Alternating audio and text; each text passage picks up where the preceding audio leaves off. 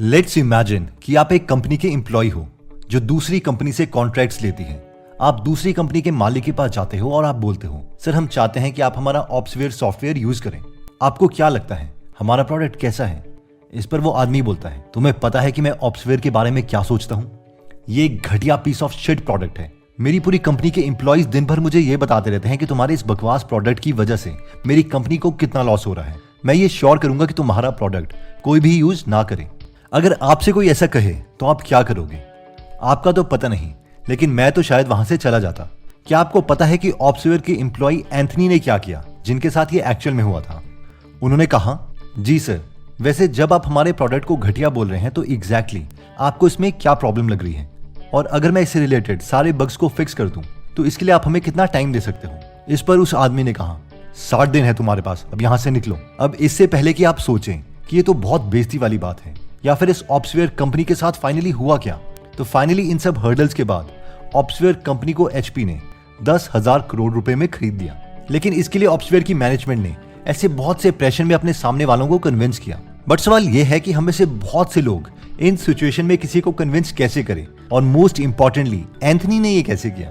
तो never split the difference book के author Chris watch कहते हैं कि हमेशा ऐसी सिचुएशन में दूसरों के माइंड में इल्यूजन क्रिएट करो कि उनके पास सारा कंट्रोल अवेलेबल है, और ये किया जा सकता है ओपन एंडेड क्वेश्चन से।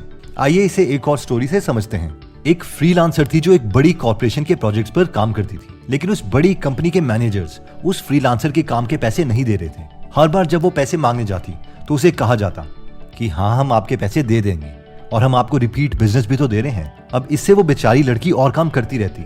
उस काम को वो छोड़ भी नहीं सकती थी क्योंकि उसके काफी पैसे फंसे हुए थे। उसे पता नहीं चल रहा था कि अब उसे क्या करना चाहिए। लेकिन लकीली उनके फ्रेंड क्रिस वॉस थे। तो हुआ ये कि इस लड़की ने अपनी सारी सिचुएशन क्रिस वॉस को बताई, और क्रिस ने उन्हें सजेशन दिया कि उनसे वो ओपन एंडेड क्वेश्चंस में बात करें। जैसा कि वो कुछ ऐसा कहे, आप ही बताइए सर, मैं ये कैसे कर सकती हूँ? मेरे पास तो कंपनी छोड़ने के अलावा कोई और उपाय नहीं बचा है अब, क्योंकि मुझे कोई पेमेंट्स तो मिल ही नहीं रही है। लेकिन वो लड़की इतनी डरी हुई थी कि उसे लग रहा था कि अगर उसने कुछ ऐसा कहा तो उसे जवाब ये मिलेगा, तो मत करो काम, तुम्हें पैसे नहीं मिलेंगे। तो उसने सोचा फिर वो क्या करेगी, इससे तो उनके पुराने पैसे भी नहीं मिलेंगे।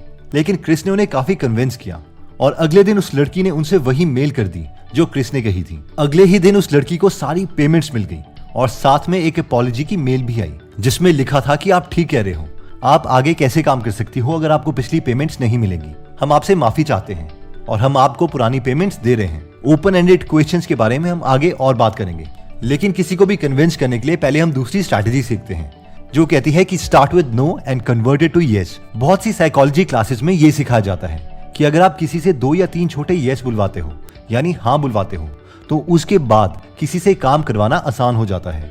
लेकिन ऑथर बोलते हैं कि इससे बेटर एक और चीज है, वो ये है कि नो से स्टार्ट करो और फिर उसे येस में कन्वर्ट करो। आइए एक एग्जांपल देखते हैं जिसमें एक चैरिटी ऑर्गेनाइजेशन ने कुछ फंड रेज करने थे और वो बाकी लोगों को कॉल कर रहे थे। तो पहली स्क्रिप्ट कुछ इस तरीके की थी। फंड रेजर, हाय, मैं एबीसी कंपनी से बात कर रहा हूँ। मैं आपसे कुछ इंपॉर्टेंट सवाल पूछना चाहता हूँ। आपको आजकल इकोनॉमी के बारे में कैसा लग रहा है?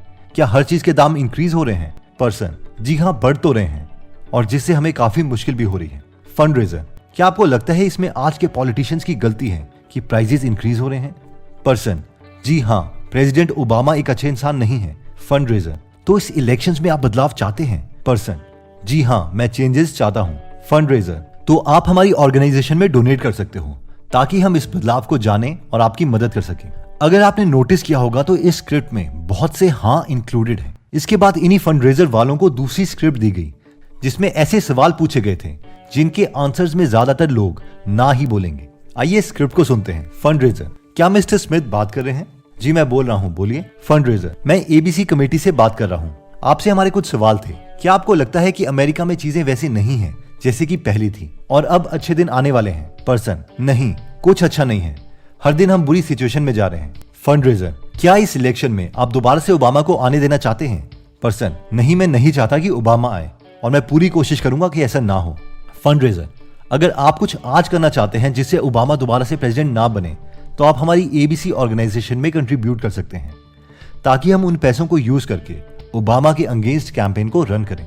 अब इस स्क्रिप्ट में ज्यादातर ऐसे क्वेश्चंस थे जिसे दूसरी पार्टी से नो बुलवाया हो, और जब इन दोनों स्क्रिप्ट के रिजल्ट्स को कंपेयर किया गया तो नो वाली स्क्रिप्ट को 23% फंडिंग ज्यादा मिली एज कम्पेयर टू येस वाली स्क्रिप्ट के। तो इस पॉइंट की लर्निंग ये है कि अगर हम किसी से ऐसे क्वेश्चंस पूछते हैं जिसमें लोगों को ज्यादा नो बोलना हो और उसके बाद उसे यस में कन्वर्ट करें तो कन्वर्जन अच्छी आएंगी। नेक्स्ट लर्निंग कहती है कि when nothing work try this, trigger the magical words. सबाया एक टेररिस्ट था फिलीपींस में जिसने एक बार एक कैलिफोर्नियन लड़के को होस्टेज बना लिया था जिसका नाम था जेफ शीलिंग।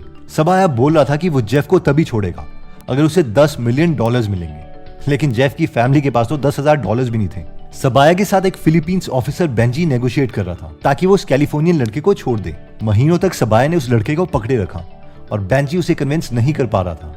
फिर ऑथर बेंजी से मिले और उन्होंने उन्हें कुछ स्ट्रैटेजी बताई जिसे वो सबाया को कन्विंस कर सकते हैं। आप बताओ, सबाया $10 मिलियन मांग रहा था जेफ को छोड़ने के लिए, लेकिन उसे कितने पैसे दिए होंगे?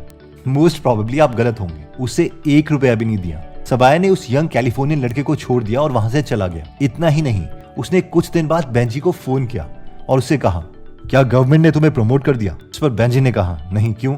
सबाया बोला, उस दिन मैं जेफ को मारने वाला था, पता नहीं तुमने ये कैसे किया और क्या किया, लेकिन ये काम कर गया और मेरा इरादा तुमने बदल दिया।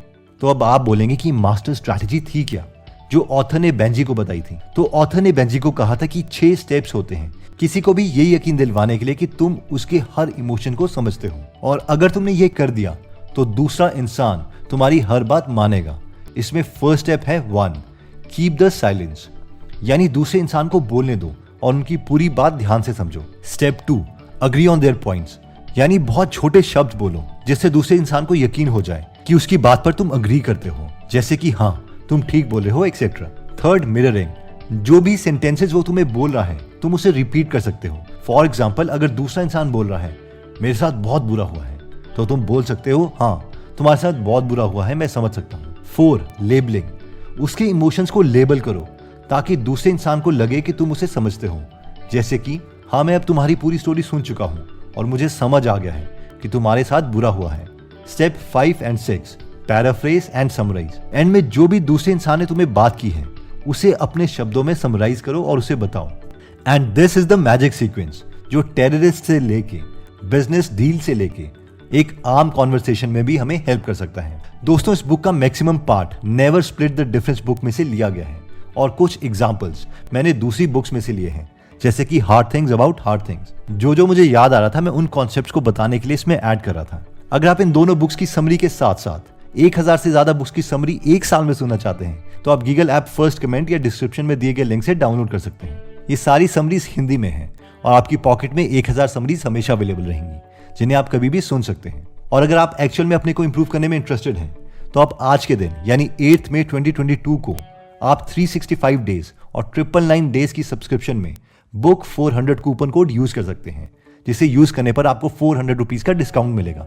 तो दोस्तों, किसी को भी इन्फ्लुएंस करने के लिए हमने इस वीडियो में काफी टेक्निक्स देखी। इसमें सबसे पहली टेक्निक कहती है कि give a sense of control to other people, यानी दूसरे को फील करवाओ कि सारा कंट्रोल उन्हीं के पास है। इसके लिए ऑथर हमें कहते हैं कि हम ओपन एंडेड क्वेश्चंस पूछ सकते हैं, जैसे कि मगर मैं ऐसा नहीं कर सकता, या फिर हम मिलकर इस प्रॉब्लम को सॉल्व कर सकते हैं, या फिर मैं इसमें क्या हेल्प कर सकता हूं ताकि इस प्रॉब्लम का हम सोल्यूशन ढूंढ लें। ऑथर कहते हैं कि अगर आप किसी डिफिकल्ट सिचुएशन में इस तरीके के ओपन एंडेड क्वेश्चंस पूछते हैं तो 90% कॉन्वर्सेशन में आप उस इंसान से वो काम करवा लोगे जो आप चाहते हो। नेक्स्ट पॉइंट में हमने देखा था कि start with no and then converted to yes, जिसमें हमने देखा था कि अगर आप ऐसे क्वेश्चंस तैयार करें जिससे दूसरा इंसान बार बार ना बोले, उसके बाद उसे येस में कन्वर्ट करना और ज्यादा आसान हो जाता है और सक्सेस के चांसेस इंक्रीज हो जाते हैं। नेक्स्ट पॉइंट था कि यूज द सीक्वेंस ऑफ 6, यानी जब कुछ काम ना करे तो इन 6 चीजों को सीक्वेंस में करो, जिसमें फर्स्ट पॉइंट था keep the silence, second point था agree on their points, third था मिररिंग, फोर्थ लेबलिंग, फिफ्थ था पैराफ्रेज और सिक्स्थ था समराइज। इसके अलावा हमने गूगल एप्लीकेशन की बात की थी कि सिर्फ आज के दिन एक ऑफर एप्लीकेबल है, यानी 8 मई 2022 को, और ये ऑफर है कि आप बुक 400 कूपन कोड यूज कर सकते हो और 400 रुपीज का डिस्काउंट पा सकते हो। एनीवेज दोस्तों, अगर आप इसी नॉलेजेबल वीडियोस मिस नहीं करना चाहते तो सब्सक्राइब करने के बाद बेल का बटन दबाना मत भूलिएगा। आप कमेंट करके ये भी बता सकते हैं कि आप नेक्स्ट वीडियो किस टॉपिक पर चाहते हैं। जल्दी हम आपसे दोबारा मिलेंगे। जय हिंद।